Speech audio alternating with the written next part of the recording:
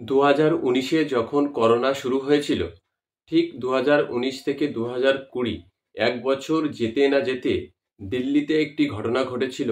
সেই ঘটনাটি হয়তো আপনারা তখন খুবই গুরুত্ব সহকারে দেখেছিলেন।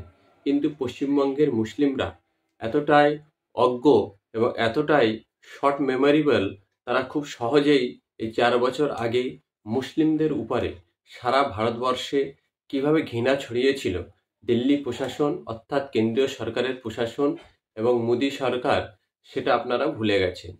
বিশেষ করে আমাদের পশ্চিমবঙ্গের যে সমস্ত তথাকথিত মুসলিমদের ঠিকাদারি আলেম হয়ে রয়েছে, সমাজে আলেম নামক রাজনৈতিক নেতা সেজেছে এবং তাদের অন্ধ ভক্তরা, তারা কি খবর রাখে 2020 সালে মাওলানা সাদ বলে মাকরাজের একজন প্রধানকে সঙ্গে নিয়ে 70 জনের একটি টিমকে, অর্থাৎ তবলিগি জামাতের 70 জনের একটি টিমকে 2020 সালে দিল্লি প্রশাসন অ্যারেস্ট করেছিল।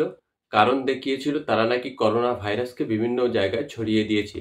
এই অপরাধে এই 70 জনের বিরুদ্ধে আলাদা আলাদা ধারায় 16টি এফআইআর করেছিল এবং তাদেরকে অ্যারেস্ট করেছিল। কারণ ছিল তারা নাকি করোনা কালে ওই করোনার ভাইরাসকে বিভিন্ন জায়গায় ছড়িয়ে দিয়েছিল।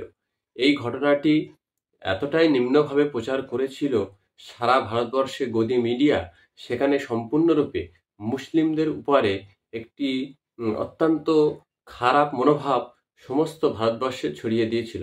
আমাদের পশ্চিমবঙ্গে এই সময় এই মিথ্যে গুজব খবরটাকে বেশি বেশি ছড়িয়েছিল এবিপি আনন্দের সুমন এবং তৎকালীন সময়ের জি 24 ঘন্টার মৌপিয়া নন্দী। আপনারা হয়তো ভুলে গেছেন, অন্ধ ভক্তরা হয়তো ভুলে গেছে, কিন্তু গতকাল সুপ্রিম কোর্ট এই মামলায়, এই যে 16টি আলাদা আলাদা এফআইআর হয়েছিল এবং মাওলানা সাদকে বিভিন্ন থানায় বিভিন্নভাবে জেরা হয়েছিল, কালকে সুপ্রিম কোর্ট এই মামলার সম্পূর্ণরূপে নিষ্পত্তি করেছে এবং 16টি এফআইআর ধরে ধরে সুপ্রিম কোর্ট উল্লেখ করে দিয়েছে যে এই 16টি ধারার মামলা কোনোটিরই কোনো প্রকার দূর দূরান্তের কোনো প্রকার তথ্য প্রমাণ পাওয়া যায়নি, যেগুলো তাদের উপরে প্রয়োগ করা হয়েছিল। যে যে ধারার মামলা একটাও গ্রহণযোগ্যতা নেই বলে সুপ্রিম কোর্ট কালকের সম্পূর্ণ মামলাটি নিষ্পত্তি করে দিয়েছে।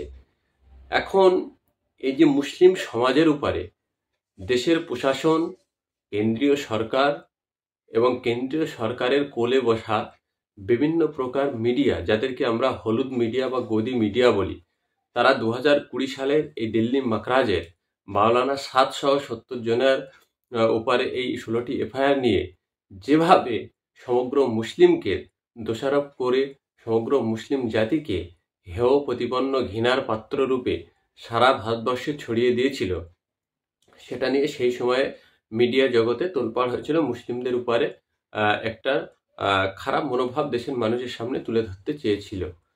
এটা গেল একটি পার্ট। কিন্তু গতকাল যখন সুপ্রিম কোর্ট সম্পূর্ণ মামলাটি ঢিসমিস করে দিয়েছে, তখন আমাদের পশ্চিমবঙ্গের শাসকের অবস্থা কি একটু আপনারা ভালো করে খেয়াল করুন। এই মুহূর্তে পশ্চিমবঙ্গের বিধানসভায় তৃণমূল কংগ্রেসের প্রতীকে জিতে আসা এবং পাল্টি বাবু এমএলএ, অর্থাৎ অন্য দল থেকে যারা জিতে তৃণমূল কংগ্রেসে জয়েন করেছে, এই সমগ্র নিয়ে 225 জন এমএলএ পশ্চিমবঙ্গের বিধানসভায় আসে তৃণমূলের পক্ষ থেকে এবং 29 জন লোকসভার এমপি আছে এবং 13 জন রাজ্যসভার এমপি আছে।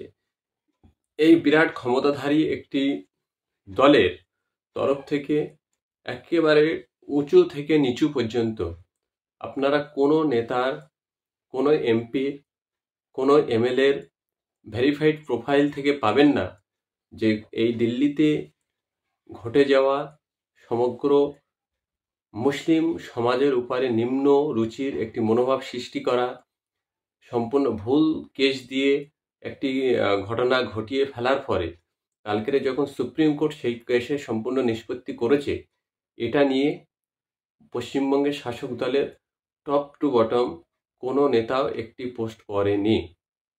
অথচ 2011 সালের পর থেকে আজ পর্যন্ত 30% নিশ্চিত একটি কমিউনিটির ভোট নিয়ে এই সরকার ক্ষমতায় বসে আছে। অথচ এই 30% মানুষের যারা প্রতিনিধি, বা সমগ্র রাজ্যের যারা প্রতিনিধি জনপ্রতিনিধি হয়ে রয়েছে, মুসলিম সমাজের উপরে এই মিথ্যে যে ঘটনা ঘটিয়েছে বিজেপির প্রশাসন বা কেন্দ্রীয় সরকার, সেটার বিরুদ্ধে পশ্চিমবঙ্গের যে সমস্ত জনপ্রতিনিধিরা রয়েছে তাদের কোনো প্রতিবাদের ভাষা আপনারা একটি শব্দও খুঁজে বের করতে পারবেন না। এখান থেকে প্রমাণ হয় সম্পূর্ণ প্ল্যান মাফিক মুসলিম সমাজকে দমিয়ে দেওয়ার জন্য, মুসলিম সমাজকে পিছিয়ে রাখার জন্য কেন্দ্রীয় আঞ্চলিক সমস্ত রাজনৈতিক দলগুলোই একই সুতোর উপরে দাঁড়িয়ে রয়েছে।